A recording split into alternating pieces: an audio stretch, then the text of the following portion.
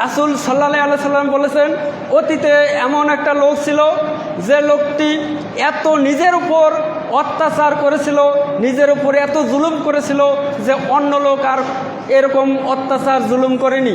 সেটি এত খারাপ কাজ করেছিল যে এমন অপরাধ আর কোনো ব্যক্তি করেনি। তা ওই ব্যক্তিটি মারা যাওয়ার আগে তার পুত্রদেরকে ডেকে বললেন, হে বৎসরা, আমি যদি মারা যাই তাহলে তোমরা আমাকে পুড়ে এক ভাগ ছাই তোমরা পানিতে ভেসে দেবা, এক ভাগ ছাই মাটিতে পুঁতে দেবা, আরেক ভাগ ছাই বাতাসে উড়ে দেবা। আরেকটা বর্ণনায় আছে 2 ভাগের কথা।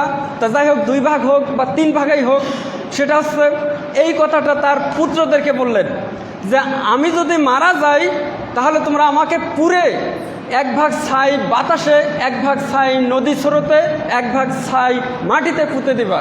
এই কথা বলার পরে তারপরে কিছুদিন যেতে না যেতেই মানুষটি মারা গেল এবং মহান আল্লাহ তাআলা তাকে আবার জীবিত করে জিজ্ঞাসা করলেন, সেটা হচ্ছে যে আচ্ছা, তুমি তোমার সন্তানদেরকে এই কথা বলেছিলে কেন?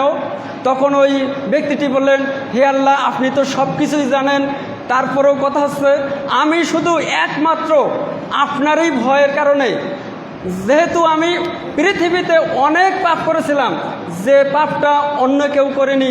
আমি খুন, ধর্ষণ, হত্যা, যত কিছু পৃথিবীতে পাপ রয়েছে আমি সমস্ত পাপ আমি করেছিলাম। আর চিন্তা করছিলাম আপনি যদি আমাকে ধরতে পারেন তাহলে হয়তোবা আপনি আমাকে এমন শাস্তি দিবেন যা পৃথিবীর বুকে অন্য কাউকে আর শাস্তি দেননি। এই ভয়ে, শুধুমাত্র আপনারই ভয়ের কারণে আমার সন্তানদেরকে এই কথাটা আমি বলেছিলাম।